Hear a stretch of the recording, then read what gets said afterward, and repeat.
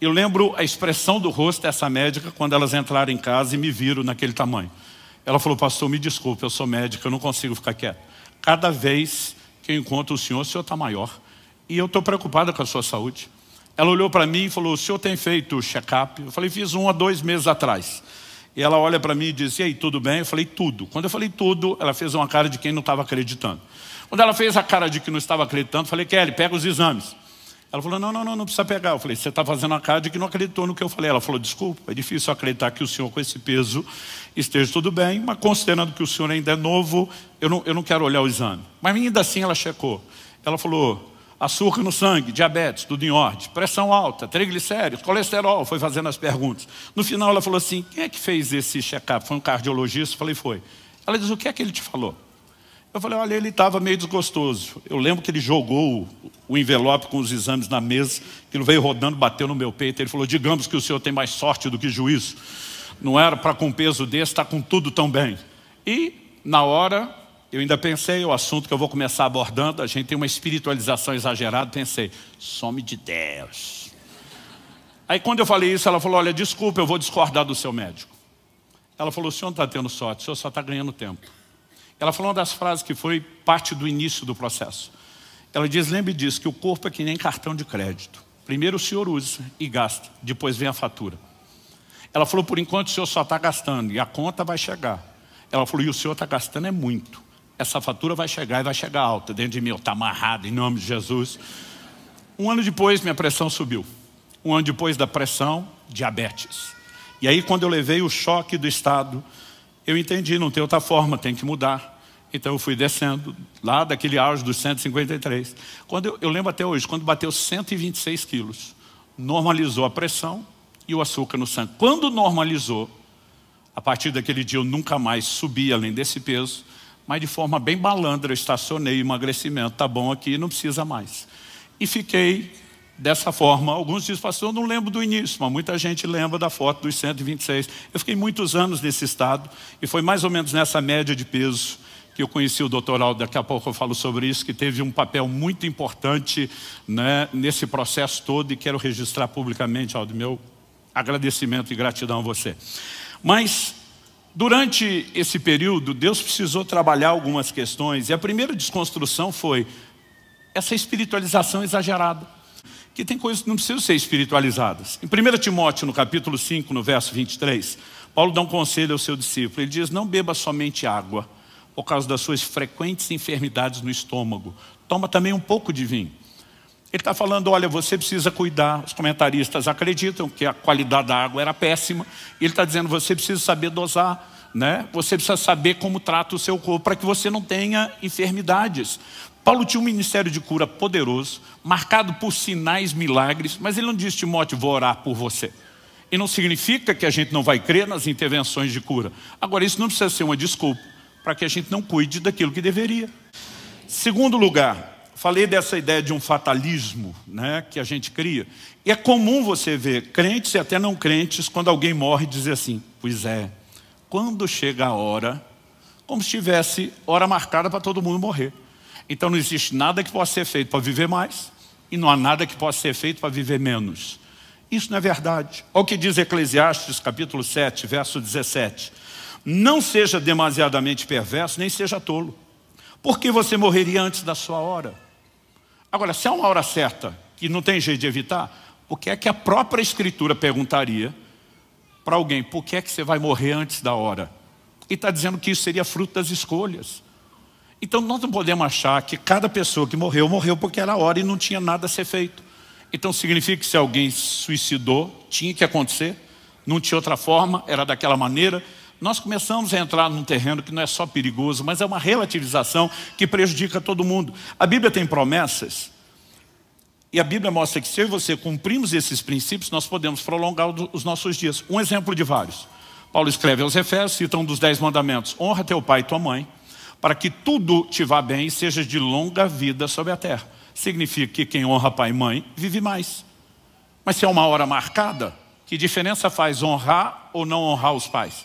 Mas o Salmo 139, 16 diz: todos os meus dias foram escritos no teu livro, quando nenhum deles ainda existia. Eu falei, não confunda a presciência, um Deus conhece tudo que você vai viver de antemão, com pré-determinismo, são coisas completamente diferentes. Deus conhece os seus dias, pode registrá-los antes que você os viva, não significa que você não tem escolhas, e muito menos que não vá colher os frutos e o resultado das escolhas. Então, em segundo lugar, assim, primeiro eu abordei a ideia de espiritualização exagerada. Em segundo lugar, eu quero ser até breve aqui, porque eu quero gastar um pouquinho mais de tempo no terceiro tópico. Eu quero usar uma expressão que eu lembro do título de um filme, não sei se o original no inglês era assim, mas na adolescência a tradução era "O céu pode esperar". Eu quero traduzir isso. Paulo diz, eu desejo partir, estar com Cristo. Ele diz para mim, morrer é lucro, é incomparavelmente melhor. Ele diz, mas por causa de vocês, Filipenses capítulo 1, eu vou ficar um pouco de tempo mais. O que Paulo está dizendo? Está lá, é maravilhoso, mas o céu pode esperar. Nós vamos ter a eternidade toda. Então, quando nós falamos do cuidado do corpo, não falamos apenas de longevidade. Uma frase que eu gosto, que eu ouvi do Aldrin e passei a repetir é, nós não queremos apenas mais anos de vida, mas também queremos ter vida nos nossos anos. Então significa que você pode aumentar a duração, mas eu e você podemos garantir, ou o inverso, a qualidade de vida que vivemos. Um dia um pastor veio me chamar a atenção, na época eu estava com sobrepeso, de Subirá. Nós precisamos de você servir no corpo de Cristo. Você tem que se cuidar, meu amigo, você não pode partir cedo. Eu olhei para ele, citando Paulo, na espiritualização exagerada, eu falei, para mim o morrer é lucro. Ele falou, se tu der a sorte de morrer. Porque quando não se cuida como você, a maioria não consegue morrer de cara não. Vai para uma cama, vive uma vida miserável, incomoda a família. E de repente aquilo começou a me assustar. Falei, eu nunca pensei nesse outro lado. Mas a verdade é que o céu pode esperar. Então, se eu e você entendemos o que é a hora certa e qual a nossa responsabilidade, as coisas vão mudar. Um pastor me confrontou mais ou menos em 2013. Ele me olha, estava na fase 2, não era o auge do peso, ali dos 126 quilos. Ele falou, Luciano, você já ouviu falar de um avivalista chamado Robert Murray McCheyne? Falei, já, um escocês, chacoalhou a Escócia, foi um instrumento de Deus. Ele falou, você sabe qual é a frase mais famosa dele? Falei, a mais famosa não sei dizer, eu já coloquei nos meus livros algumas citações do McCheyne. Ele falou, bom, se você não sabe a mais célebre, então, se você não consegue classificar é porque você não conhece a frase. Eu falei, qual é? Ele falou assim, você sabia que esse homem de Deus chacoalhou a Escócia, morreu aos 29 anos? Eu falei, não. E sabe o que ele disse no Lei de Morte? Respondi, não. Ele diz, a frase foi essa, abre aspas, cito, Deus me deu um cavalo e uma mensagem. Eu matei o cavalo e já não posso levar a mensagem. Um ministério poderoso foi abortado por uma condição de saúde que poderia ter sido evitada. Aos poucos, essas pancadas que produziram hematomas menores na época foram fazendo sentido junto e teria o seu resultado, impactante na hora certa.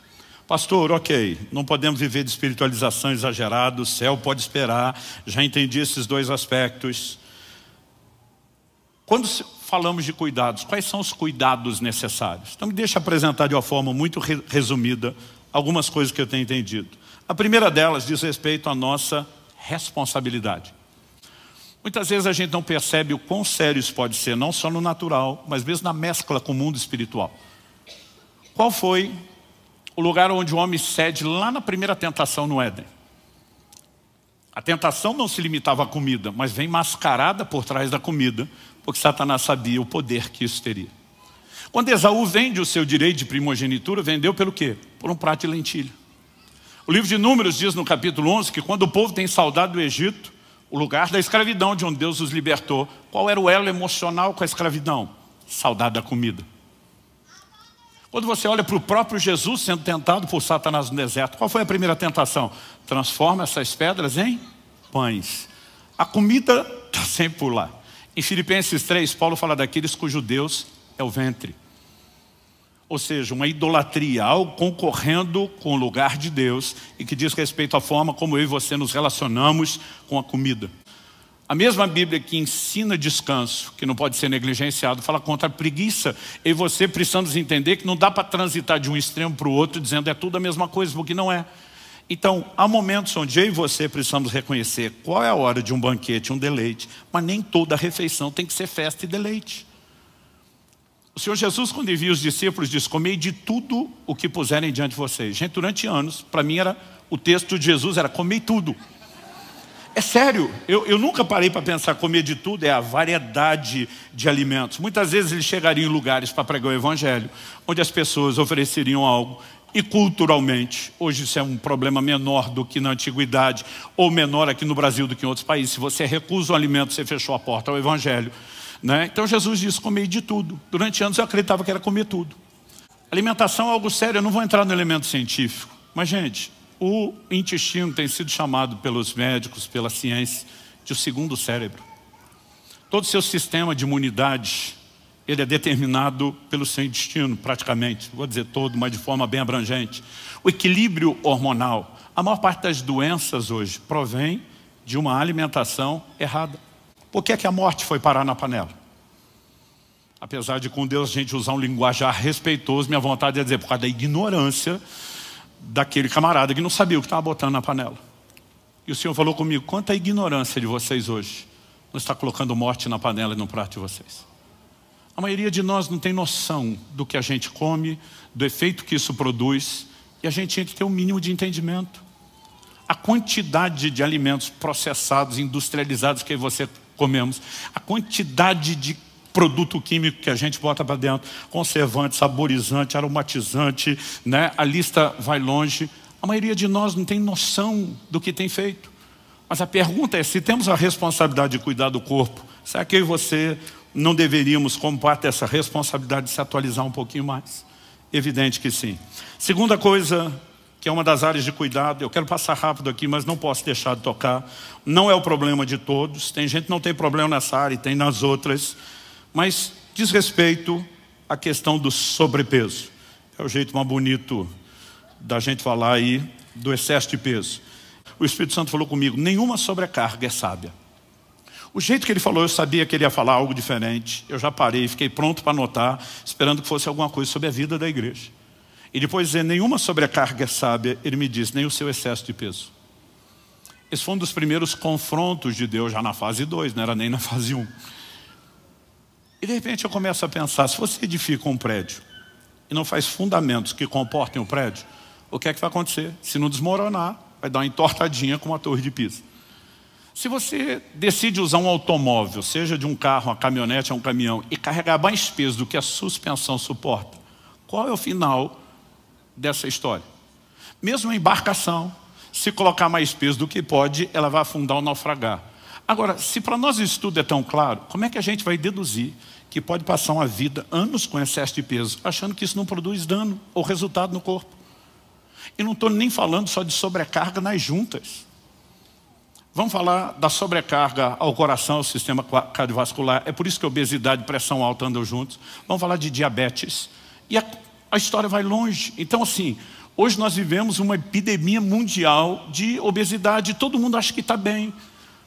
Durante muito tempo as pessoas diziam: tem que se cuidar. Eu dizia: isso é vaidade. Não, não é vaidade. A questão não é meramente a sua aparência, a sua forma. É o cuidado do corpo. Então, essa foi uma das áreas que Deus corrigiu. Eu tive que tratar e ela merece nossa atenção. Terceira, descanso. E agora quem está falando é o imperativo. Desses que andam no trifásico. Não sei nem se eu estou no 220 ou numa voltagem superior. Durante muito tempo, sabe o que eu dizia? Eu dizia que dormia perder tempo. Eu dizia, passar um terço da vida dormindo. Eu lembro que um dia eu comentei com o médico e falei: se tivesse uma pílula para tomar e não precisar dormir, eu tomava. Ele falou: a pílula existe, graças a Deus que o senhor não descobriu. Durante muito tempo falei isso. Eu lembro de uma conversa com o Aldrin em 2014. Ele diz: Luciano, você precisa cuidar do sono e do descanso. Eu falei: dormir é perda de tempo. Eu falei: eu durmo de 4 a no máximo 6 horas e estou bem. Ele falou: não, você não está bem. Você habituou o dano que você faz com o corpo. Você não tem noção do que você está fazendo com o seu corpo. Eu lembro de uma ilustração que ele me deu, depois de um argumento forte. Ele diz: o Criador faria o seu corpo com necessidade de descansar 8 horas. E você teria um plano melhor e mais inteligente do que o dele para viver a vida. De repente, essa é a hora que você tem que parar e dizer: quem tem razão é ele e não a gente. Gente, a Bíblia fala de descanso. Em João no capítulo 11, quando Jesus diz Lázaro dorme e eu vou despertá-lo do sono, a Bíblia diz, seus discípulos pensaram que ele se referia ao repouso do sono. A Bíblia só podia dizer, seus discípulos pensaram que ele estava mesmo dormindo e que não era o caso de morte. Mas a Bíblia faz questão de dizer que envolve o repouso do sono. O sono é repouso, é descanso para o corpo. Mas além do descanso diário do sono, Deus instituiu um dia semanal de descanso.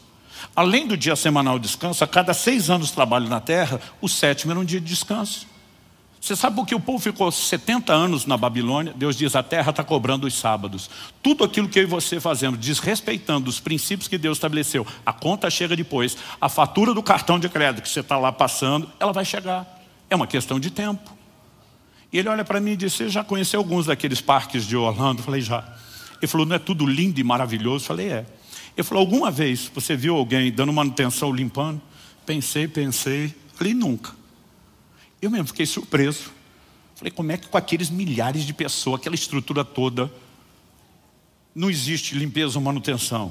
Eu falei, eles não limpam esse negócio, tem que limpar. Ele falou, limpa e dá manutenção. Mas eles fazem isso de noite, quando o parque fecha. Na hora eu entendi a alegoria antes dele terminar. Quando eu e você vamos dormir, o parque fechou. É a hora que o corpo se limpa, é a hora de manutenção. Gente, eu recentemente li um livro de um dos maiores especialistas do sono do mundo. É impressionante o impacto que o sono tem em todo o seu sistema cognitivo e de aprendizado. Nós não podemos simplesmente achar que somos mais sábios que o Criador e decidir viver do nosso próprio jeito. Marcos capítulo 6, de 30 a 32. Os apóstolos voltaram à presença de Jesus e lhe relataram tudo o que tinham feito e ensinado. Ministério bombando, sinais, milagres, gente sendo tocada. Ele lhes disse, venham repousar um pouco à parte num lugar deserto. Isso porque eles não tinham tempo nem para comer, visto serem muitos os que iam e vinham. Então foram de barco para um lugar deserto à parte. O ministério não é importante, alcançar as pessoas não é importante, Jesus disse, vão dar uma pausa, vocês têm que descansar. Porque senão, como diziam os antigos, a rosca espana. E não adianta garantir só os resultados imediatos, e não pensar em resultados a longo prazo. Então, se o próprio Jesus diz, eu mandei vocês trabalhar, mas vocês não podem, nem para obedecer minha ordem de trabalhar, desrespeitar o descanso, por que é que eu e você podemos achar que podemos ser negligentes com o descanso no dia a dia? Eles estão num silêncio hoje impressionante. Quarto e último lugar. Eu estou tentando trabalhar mais ou menos a ordem do que Deus foi falando comigo, não é uma ordem de importância. Exercício físico. Eu lembro que outro dia alguém perguntou para o Aldrin, mas se eu comer errado e morrer mais cedo, eu vou deixar de ir para o céu? Ele falou, não, talvez vá para lá mais rápido. A pergunta é, por que antecipar o céu que pode esperar, se nós podemos ser mais frutíferos e viver o plano e o propósito de Deus de forma completa aqui? Então é lógico que o exercício físico não vai impactar seu galardão, sua eternidade, embora no próprio cuidado com o corpo e na sua vida espiritual, eu não vou dizer para você que não tem peso. Agora vamos pensar o seguinte, Paulo fala de exercício físico, a gente pensa com a mentalidade de hoje, que é o quê? Caminhar ou correr no parque, ir para a academia.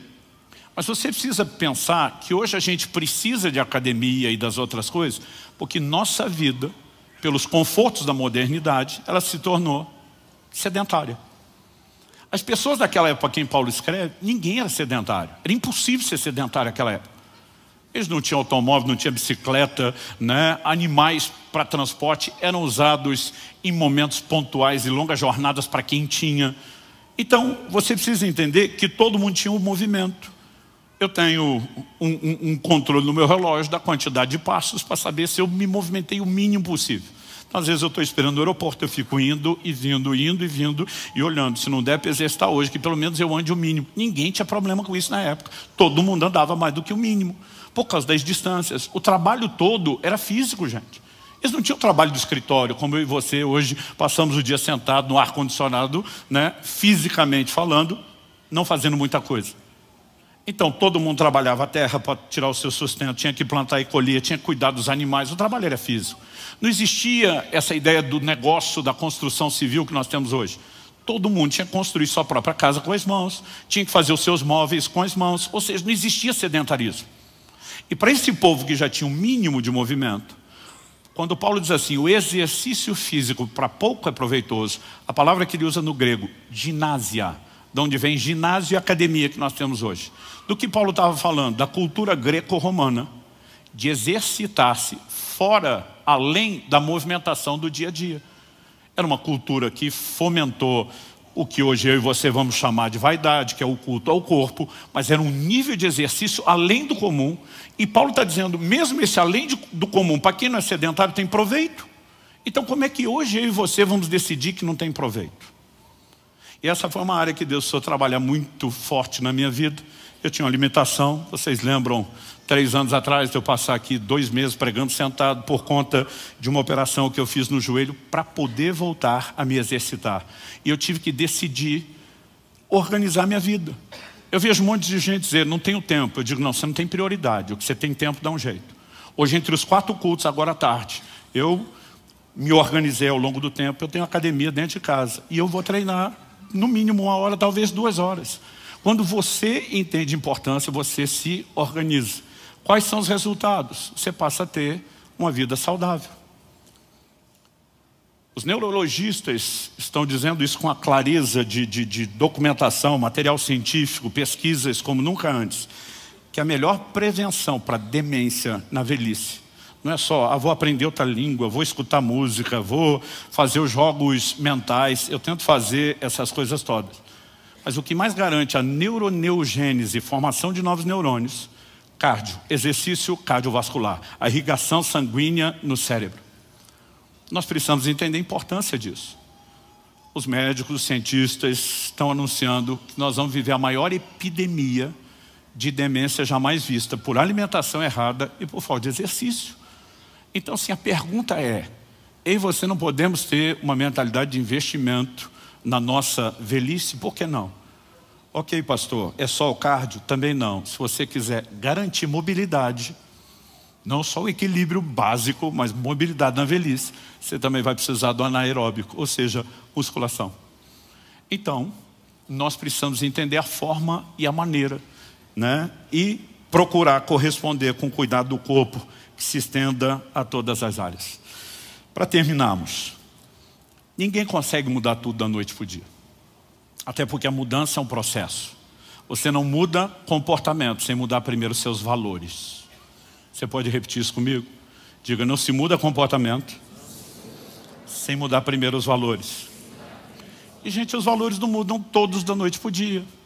Então, assim, eu lembro que eu ouvi alguns médicos falar, tem que cuidar do pH da água, eu não sei o que. Eu dizia, meu Deus, não dá para mudar isso tudo de uma vez.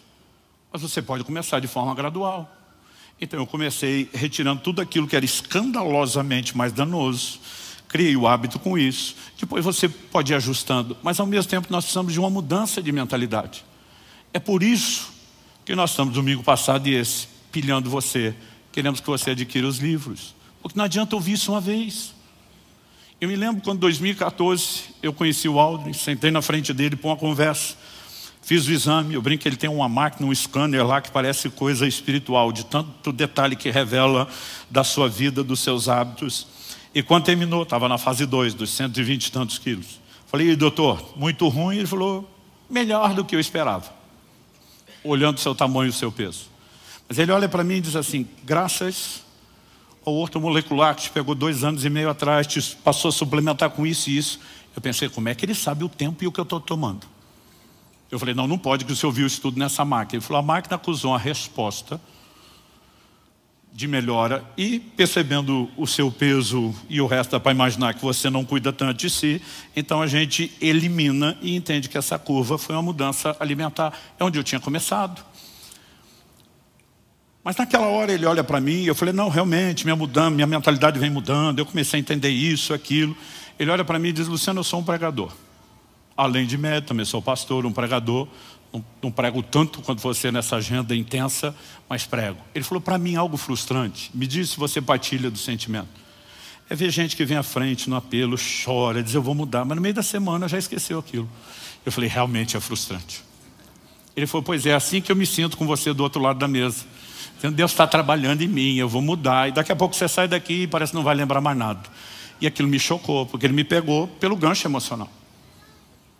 Mas ele olha para mim e diz, você concorda se esse povo que chora lesse mais a Bíblia e ajudar a consciência deles para mudar o comportamento? Eu falei, sim. Ele falou, pois é, então eu vou te pedir algo. Leia a minha Bíblia o mim, entre aspas, era: comece a entender um pouco mais de saúde, comece a entender o impacto que isso vai ter sobre o seu corpo. E a partir dali, ele começou a me dar uma bibliografia extensa de materiais que eu passei a ler. Pastor, o senhor quer que eu leia isso tudo? Não, é por isso que a gente está entregando tudo resumido de mão beijada para você. Mas tem sido anos estudando área após área, né? E eu decidi, mesmo não sendo minha área de formação, eu falei: eu vou ler todo esse material médico, eu preciso entender essas coisas, porque senão eu nunca vou funcionar como deveria. Então, o processo de mudança de mentalidade, entendendo o que a Bíblia diz, o que a ciência diz, impressionante que essas coisas não se contradizem, como muitos que professam a fé acham, começou a gerar uma mudança. A mudança de mentalidade foi gerando uma mudança de comportamento. Eu não mudei tudo da noite para o dia. Eu oscilei subidas e descidas, nunca igual de peso como antes. É lógico que nos últimos anos tem um fator atenuante, né? Um período desses de 40 dias de jejum vão 16, 17, às vezes 8 quilos, né? Principalmente você fazendo isso, treinando. Então tem hora que eu subo um pouquinho antes de começar, recupero depois. Mas aos poucos as coisas foram se organizando dentro de mim, mas por causa de uma mudança de valores. Então o que eu espero? Hoje eu quero trazer um alerta. E eu quero tentar mostrar para você que o assunto merece mais do que a sua atenção hoje. Não seja negligente. Cuide do seu corpo, porque isso não é uma questão só natural. É uma responsabilidade que eu e você temos diante de Deus. Você recebe essa palavra em nome de Jesus? Feche seus olhos por um instante. Espírito Santo, nós clamamos por mais do que um conselho, mais do que informação, mais do que material para ser digerido numa reflexão posterior. Nós oramos por um despertamento, nós oramos por uma iluminação do alto, nós oramos que o Senhor de fato possa nos provocar a esse lugar de resposta que te honre, te exalte e te glorifique. Que não apenas garanta mais anos de vida, mas mais vida aos nossos anos. Que nos permita não desperdiçar a oportunidade de te servir, de cumprir o nosso propósito. Eu sei, ó Deus, que cada um tem a sua individualidade.